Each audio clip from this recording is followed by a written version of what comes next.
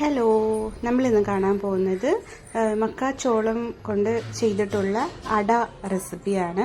ഇത് മക്കാച്ചോളത്തിൻ്റെ പൊടി നാട്ടിൽ നിന്ന് നമ്മൾ വാങ്ങിയിട്ട് വന്ന ഒരു പൊടിയായിരുന്നു. സൂപ്പർ മാർക്കറ്റിലൊക്കെ കിട്ടാറുണ്ട്. യെല്ലോ കളറിലാണ് ഉണ്ടാവുക. ഒരുപാട് നൈസല്ല, കുറച്ച് തരിതരിപ്പ് ഉണ്ടാവും അങ്ങനത്തെ പൊടി. അത് ഒരു 2 കപ്പ് മക്കാച്ചോളത്തിൻ്റെ പൊടി എടുക്കുന്നുണ്ട്. അതിൻ്റെ കൂടെ 1 കപ്പ് ഗോതമ്പ് മാവും എടുക്കുന്നുണ്ട്.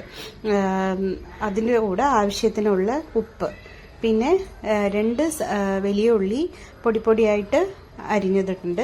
പിന്നെ എരിവിനനുസരിച്ച് ഒരു പച്ചമുളക് ഞാൻ ചേർത്തിട്ടുള്ളൂ. ചെറുതായിട്ട് കട്ട് ചെയ്ത് ഇടുന്നുണ്ട്. കുറച്ച് കരിവേപ്പില, കുറച്ച് മല്ലിയില, പിന്നെ കുറച്ച് ജീരകം, അതും ഇട്ട് നന്നായിട്ട് മിക്സ് ചെയ്ത് കൊടുക്കുന്നുണ്ട്.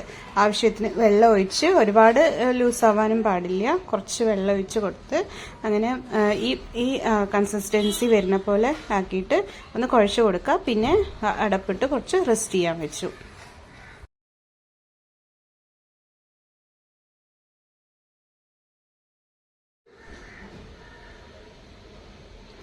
അടുത്തത് ദോശക്കല്ല് നല്ലോണം ചൂടാക്കി എടുത്ത ശേഷം ഈ മാവിന് ഒരു കുഴിക്കരണ്ടി അളവാണ് ഞാൻ ഈ മാവ് എടുക്കുന്നത്.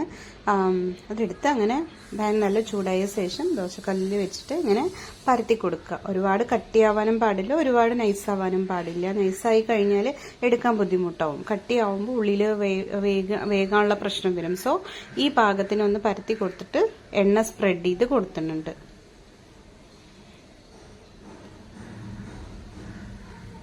കുറച്ച് നേരം ഒരു 3 മിനിറ്റ് വെച്ച് അതേപോലെ തിരിച്ചിട്ട് കൊടുക്കുക. അങ്ങനെ ഒരു 3 മിനിറ്റ് വെച്ച് അങ്ങനെ തിരിച്ചിട്ട് കൊടുക്കുമ്പോൾ 2 ഭാഗത്തും നല്ലോണം വെന്ത് കിട്ടും. ഇത് ചൂട്ടോടെ കഴിക്കാൻ നല്ല ടേസ്റ്റാണ്. അതിൻ്റെ ഇടയിൽ ഒരു ചമ്മന്തി, പെട്ടെന്ന് ഉണ്ടാക്കുന്ന ഒരു ചമ്മന്തിയും കൂടി നോക്കാം.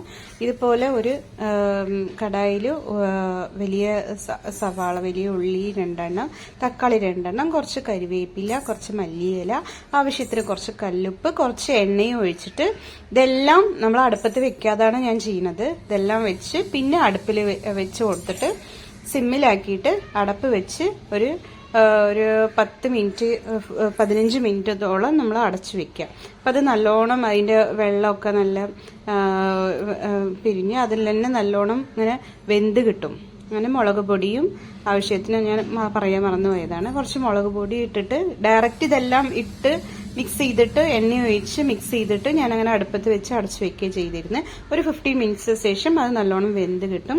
അതൊരു ചൂടാറിയ ശേഷം മിക്സി ജാറിലിട്ട് അരച്ചെടുക്കുക. എന്നിട്ട് പിന്നെ നമ്മൾ ഇത് അടുപ്പിൽ വെച്ച് തിളപ്പിച്ചിട്ട് എണ്ണയും കടുകും കരിവേപ്പിലയും ഇട്ട് താളിച്ചിട്ട് അതിലിട്ട് കൊടുക്കുക.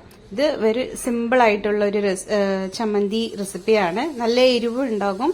ഇതുപോലെ ഈ നമ്മൾ അരിപ്പൊടി ദോശ, ഗോതമ്പ് ദോശ, അട, ഇതുപോലെ എല്ലാത്തിനും നല്ല സൂട്ടബിൾ ആണ്. പണി എളുപ്പമാണ്.